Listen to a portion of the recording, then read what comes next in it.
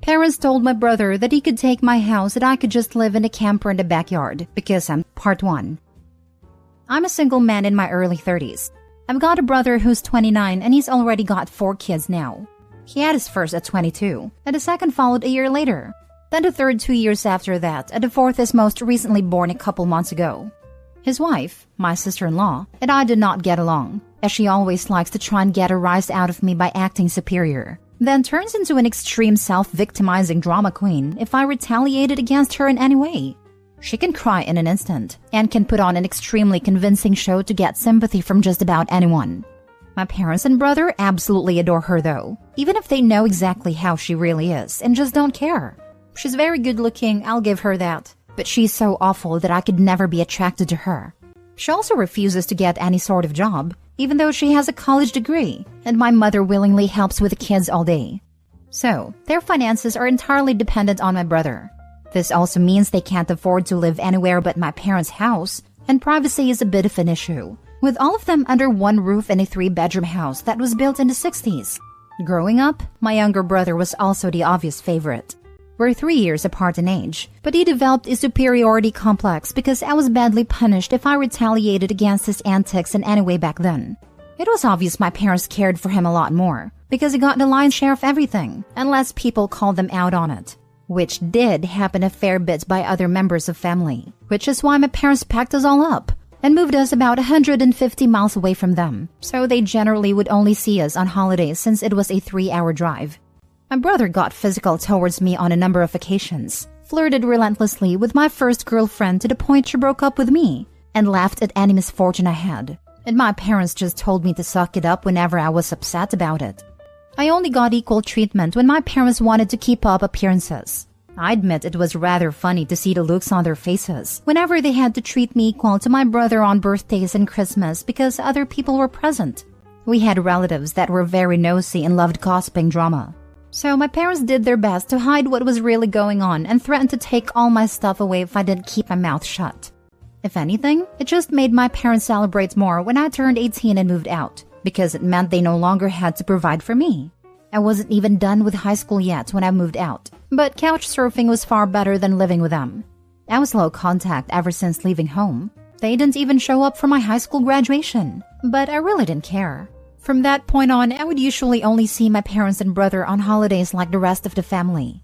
The start of 2020 pandemic was not kind to me. I lost my job and couldn't renew the lease on the condo because my roommate also lost his job, and neither of us could afford the place on unemployment money. It was a rented 2-bedroom condo that I really loved.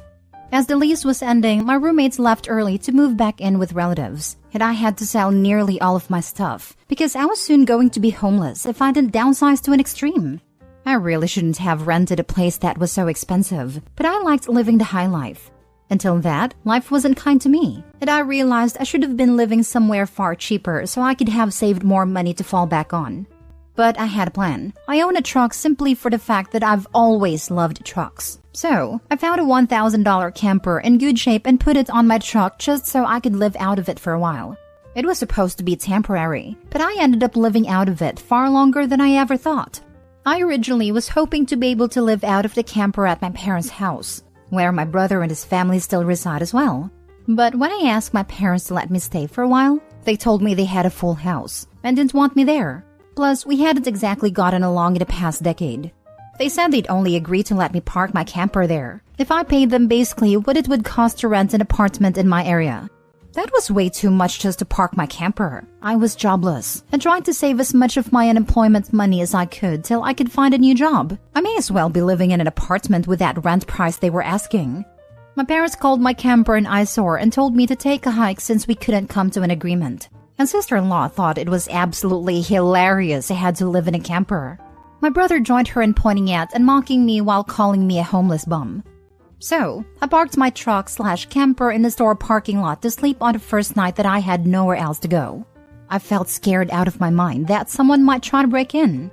Suffice to say, I didn't sleep well that night.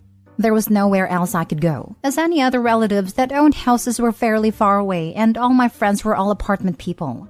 And I was pretty attached to my area as well, so I didn't want to just leave. I'd also had my mail forwarded to a friend's apartment. It was the only way I could still get my mail anymore. Finding a stable place to park was pretty difficult. I went looking around to try and find a job similar to my old one. It took months of living the nomadic camper life. In that time, I had to deal with a lot. Everything from beggars and drug addicts to people demanding I leave because my camper was an eyesore. At one point, someone who told me to move claimed to be with an HOA. I wasn't even parked on a street with houses. And when I questioned, "What HOA?" they got incredibly belligerent and threatened me.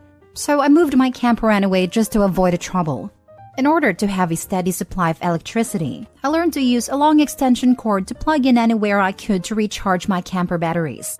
This meant sneaking around and plugging it into an outside outlet of a random building while parked on a street. I know that's a crummy thing to do, but I had to keep my batteries charged so my refrigerator would stay cold. I had a small solar power bank for recharging my phone, but I didn't have anything like a generator. And generators are noisy and required fuel anyway, so I did what I had to do. After months of living like that, I finally managed to get a new job. I had to move to the neighboring city to find a job that didn't involve retail. I worked retail while in college and promised myself never again, though I was nearly ready to break that promise. I was still getting unemployment money, but I had no stable place to live while receiving it. And I didn't want to still be jobless when it ran out. Plus, I was bored out of my mind. I had little else to do but read, watch movies on a small portable DVD player, use my phone or laptop, and keep note of where I could park and what local public bathrooms I could use. I kind of envy that the Japanese have public bathhouses. We could really use stuff like that over here. When I finally landed a new job, I practically lived in the back lots of the building by the warehouse and old employee parking spaces literally no one else seemed to bother using, because they were so far in the back that the area was borderline forgotten. My boss/company owner actually liked this arrangement because I was willingly available to take any shift I could get, so long as I had enough sleep. He even let me take the camper off my truck and set it up in one of the spaces so I could drive around without it. Not exactly sure if this was legal, but no one bothered us about it. The entire time I lived back there, I didn't have to deal with many trespassers. There were a few, but the security guards escorted them out. I was pretty much on call almost all the time when they needed me, and was working virtually every day of the week. My boss let me plug my camper into the building for power and water, and I paid a small amount of rent by working for free on Sundays, when no one else was in the office but the janitor and security guard. Beyond that, I usually had to shower at a friend's apartment or at my local gym as the camper didn't have a shower in it, but only a portable toilet. And I didn't want to fill it because emptying it is a nasty chore. So I used other bathrooms as often as I could. I had a key to the warehouse and could go in to use the bathroom there at any hour. I was even on a first-name basis with the night security guard, who's since become one of my closest friends. The camper was easy to heat in the winter with a small electric heater. Summers were not fun though. The camper didn't have AC, so I had to get a used portable air conditioner just to make it bearable. I made a lot of overtime pay, and hands-on learned some new skills from other employees. Eventually, midway into this year, I landed a better position in the company as a supervisor, and started making a better salary than my old job. That's when I decided I wanted a house. The scare I'd gotten from losing my condo made me realize I needed something much more stable for the long term. I looked around for something close to my work, and just 2 miles away found a 3-bedroom manufactured home in a small property. But I managed to get it for $10,000 less than the asking price somehow. I used nearly my entire savings for a down payment and got approved for a home loan. I finally didn't have to live in a camper anymore. There was enough space for me to back my truck in behind the house, to take the camper off to set it up in the backyard. So, I put it there as its own little building just in case I want to use it again. When I was fully settled in the house, I was dumb enough to brag about it on my book of faces. My family saw the post, and that's where this crap really starts. After a few weeks, my parents and brother along with his family came to visit completely unannounced to have a tour of my home. I didn't even give them my address. So how they found out where I live, I still don't know. None of my friends have fessed up, and no prior family members visited me before that. So I wonder if they stalked me at work and followed me home or something. It really wouldn't surprise me. Once I opened the door, they practically all shoved their way in like rambunctious tourists. Then just started making themselves at home. They all kept poking around, and sister-in-law had this creepy smirk that she was repeatedly flashing me.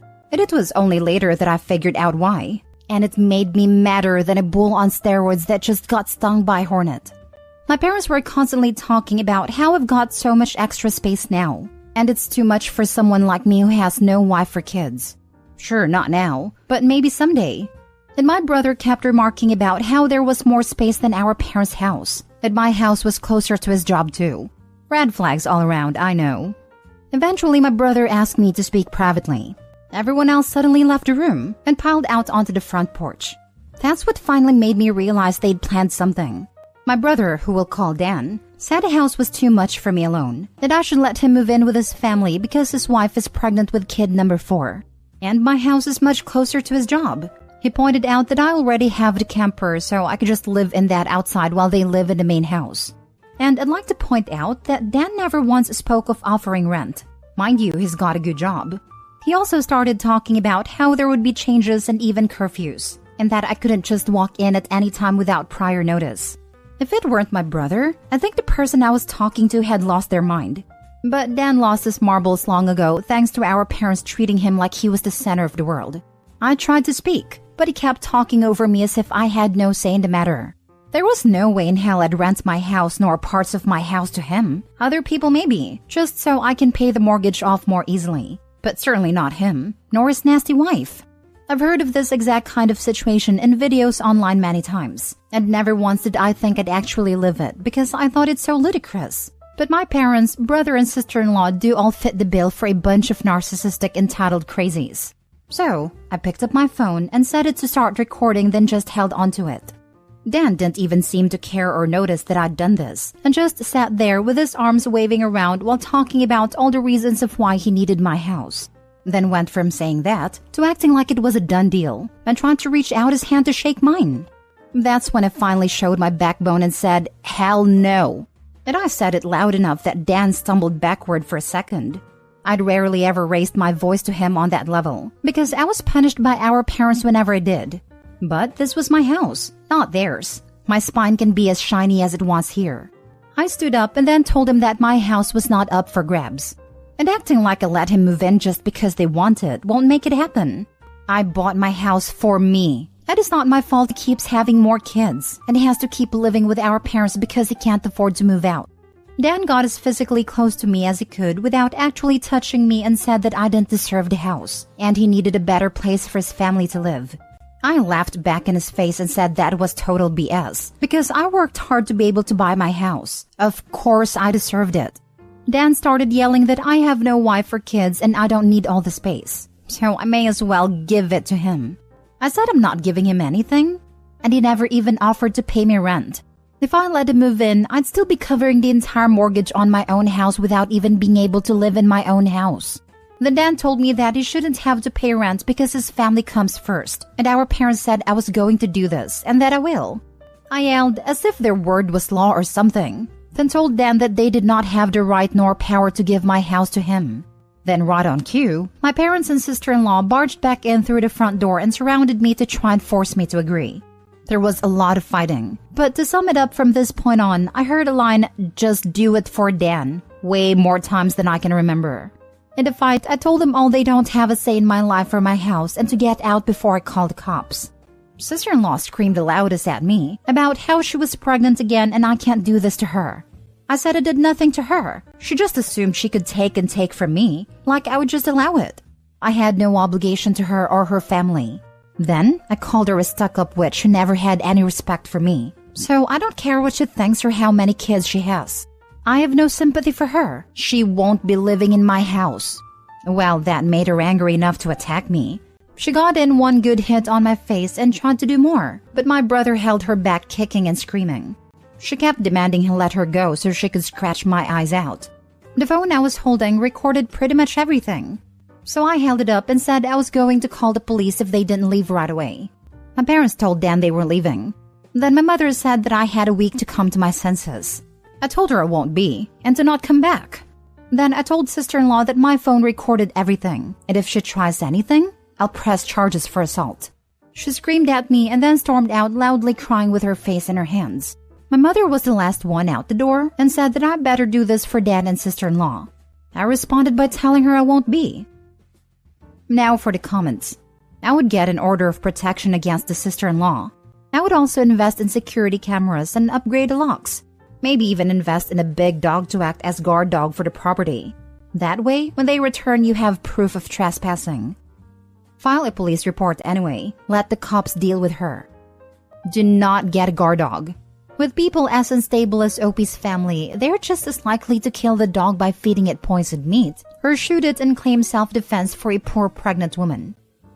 Okay, homie, I read it all and goddamn. Here's my 2 cents. 1. Go no contact with the lunatics, no matter what. 2. Do them solid and send that recording to the rest of your family. That way, you can go to the extended family holidays without having those crazies around. 3. Don't be sad about it.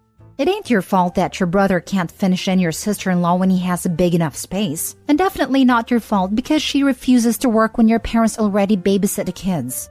4. Keep your insanely strong mental going. You have a winner's attitude, and you continue to win in life no matter what it throws at you. 5. If they ever do this again, police. You already have evidence, so just go for it. You can also consider having cameras around your property just for the property's safety. 6. Get yourself a family of your own. You deserve it. And once that's settled, send some mails asking your parents when will they move in the trailer to make room for your kids. And also let them know the rent they must pay to use your trailer. 7. If sister-in-law tries that again and you catch a second attack on camera, CPS may want to look at how stable she is to be allowed to raise kids. Tell your boss too, so that if they turn up at your job trying to cause trouble, he's already aware of what's going on. Getting a lawyer to send a cease and desist might scare them off for a bit too.